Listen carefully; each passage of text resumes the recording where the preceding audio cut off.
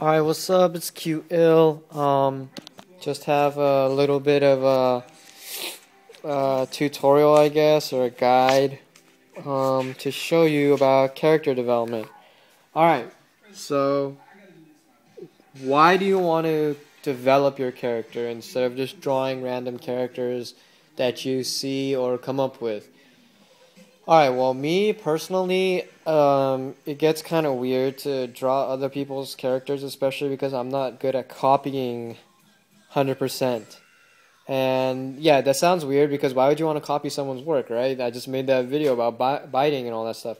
No, I'm not talking about that. I'm talking about like where, like, let's say you want to draw like Spider-Man in your piece because you think Spider-Man's cool, and like I don't think I could draw like accurately is what I'm saying. So I want to make my own character up that I can draw accurately, and even if I can't, even if I draw it slightly different, it's still mine, you know. So no one can really tell me what to do with it. It's my thing.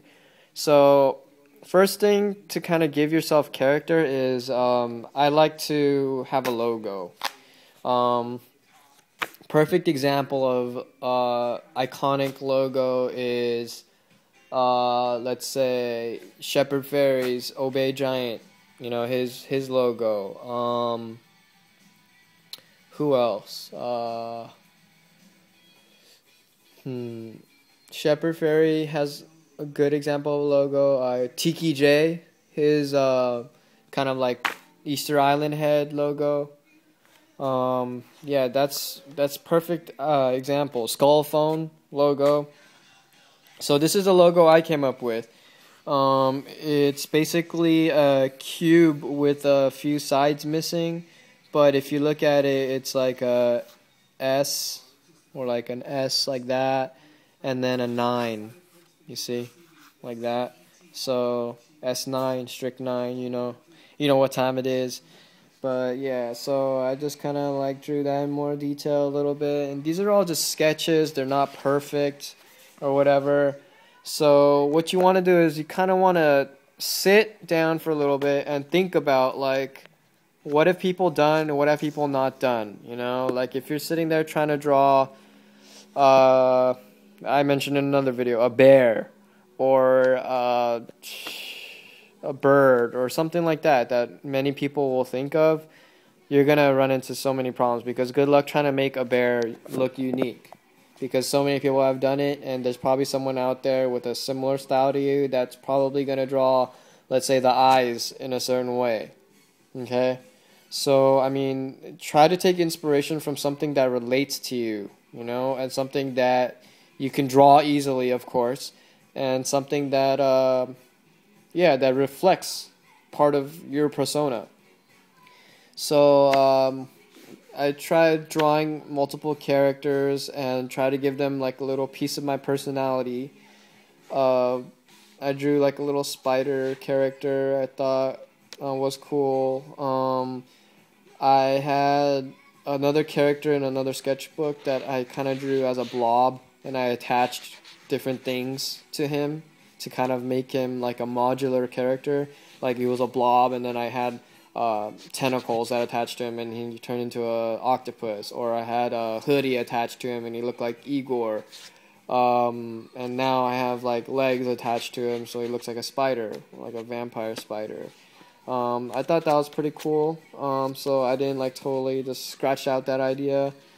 I drew this like fat like bean sausage, because I think fat like chunky characters always look funny and cool, especially on like a sticker, because they take up a lot of space and like simple to draw. Usually details that add to it are really easy to do. So I call that my bean sausage dude, whatever. Of course, if you guys know about my GTR, you know my nickname's Godzilla or Qzilla. So I drew a little dinosaur character, obviously not to, you know, like a good anatomy of a dinosaur. It's not really accurate, but, you know, I just thought it was like a little cool character that I could come up with. But my other kind of passion is Skulls. I love Skulls. SBK, Skull and Bone Crew. That's my car crew. So I based this skull off of my Skull and Bone Crew logo. You guys may or may not have seen it. Yeah, but I based it off that, and then skulls all have to be unique because everyone's done a realistic skull. So I made mine with the side cheekbones really sharp, the teeth really sharp, and the eyes. You know, I think that's the most important part of a skull, and I debated whether to put a nose in or not, and I didn't. The eyes on my SBK skulls, if you've seen my videos with my team graphics on it, are actually hearts. So they're sideways hearts. But I didn't want to use that twice, so I made these eyes specifically shaped. If you recognize the shape, I will be very impressed, but probably not. But they're my GTR headlights. I think it's a really dope shape, so I used it, and I give it a little depth with the boldness. I call him Scully for now. Here's a failed attempt at a character. I call him Dick the Bird because he just happened to look like a dick. Did not do that on purpose. And then so what I did with Scully, obviously this isn't finished. That's not good enough. I tried drawing it really big. That's cool and everything. But what I really need to do is develop it, right? That's the whole point of this. Is if I just drew that everywhere, that would be borderline toy. So what did I do? I developed this into an actual character. You know, I debate a name because later on, if you want to market it, you want a name. You want to make up a little backstory about this person. And what I decided to do is it's not an actual skull, it's actually a mask. And you don't know who's behind it. It's just a kid or a dude, but it's a person. You know, you see them and they got their little headphones on and, you know, spray painting and all that stuff. And it's just kind of like a cartoony little dude with a mask. So that's my character, Scully.